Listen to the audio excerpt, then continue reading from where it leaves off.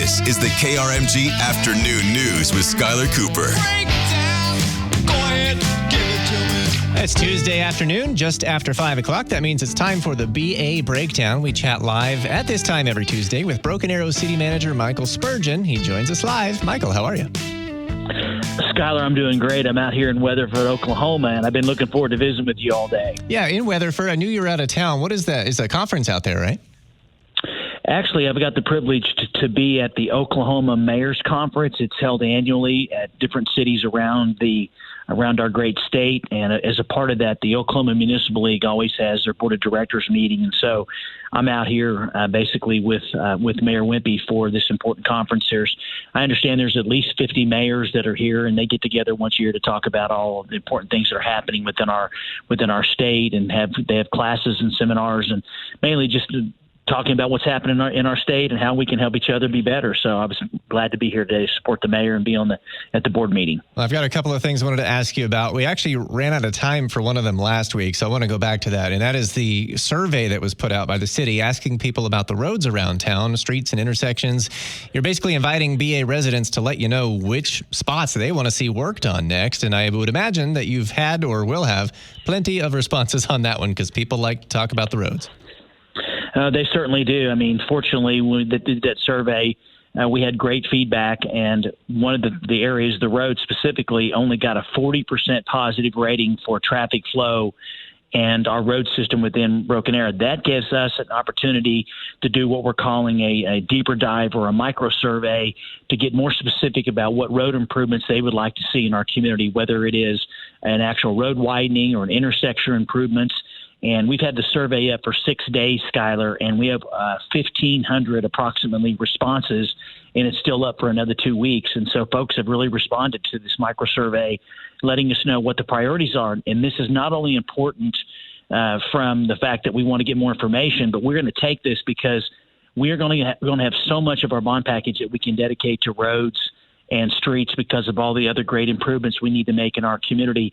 So knowing what those priorities are is extremely important, and that's why we're glad so many responded, and we're encouraging everybody to go on the website and complete the survey. Take you less than 5 minutes, and you get to prioritize the roads that are important to you, and then we're going to culminate that information, and I'll get it to the council later this summer. Well, in that regard, we just got this open mic on the KRMG app. I think you and I have talked about this particular stretch, but I'll play it just to answer her question here in real time. When will just north of 71st and 209th be fixed between 61st and 71st in Broken Arrow?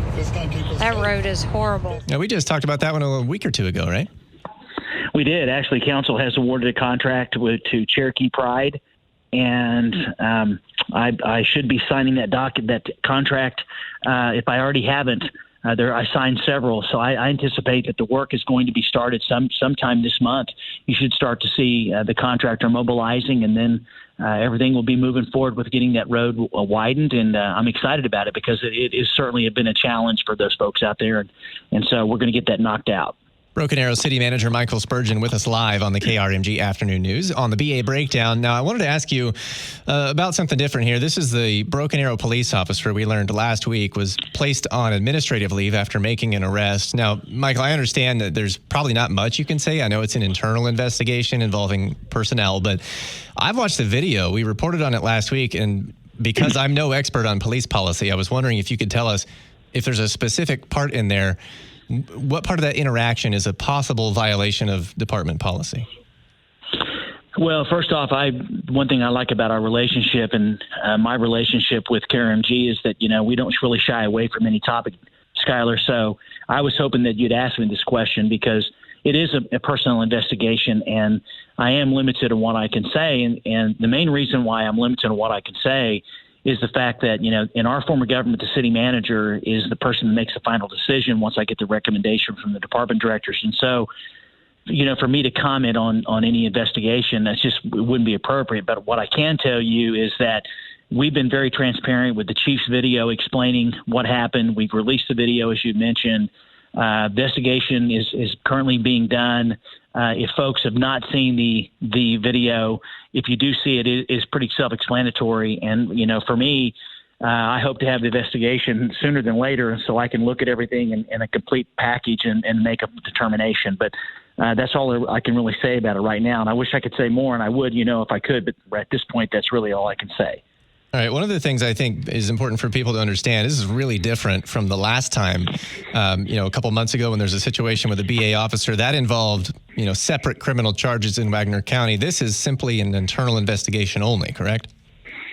Yes, that's exactly right. I mean, we want to look at everything how it was handled and what was done, and then the chief will have that completed, and he'll have a recommendation to me when he's ready to submit that, and then I'll review everything very thoroughly, and then I'll make a decision based on that recommendation.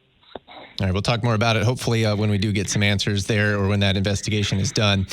We just have a little bit of time here. We're on with Broken Arrow City Manager Michael Spurgeon, and I just wanted to ask you about something I noticed today. I drove up Main Street. I had a few extra minutes on the way into work, and I thought, let me just stroll through the Rose District. And I noticed all of the windows out front of a building were boarded up at Dallas and Main. They're on the northwest corner. I think it was a bike shop at one point or something. But do you know what's being done there? Is someone else moving in? Well, actually, I'm glad you asked me that question as well. There is a new restaurant. It's going to be a Tex-Mex type restaurant called Tacos Mezcal. And the windows are boarded up right now because they're actually doing the renovations. I did get an update recently from Brent Brassfield, who coordinates the Rose District, and there is so much happening down there. And obviously restaurants are certainly a very important part of the Rose District. And so we should have Tacos Mezcal open, as I understand it, in the not too distant future. And that'll be another option for folks to come down and actually enjoy all the Rose District has to offer. Oh, yeah. I do remember when they said they would be moving there, but I guess I forgot which one. So that sounds exciting. Michael, hey, we're out of time for today. Thank you so much for joining us on the BA Breakdown. You too, my friend. You have a good rest of your week.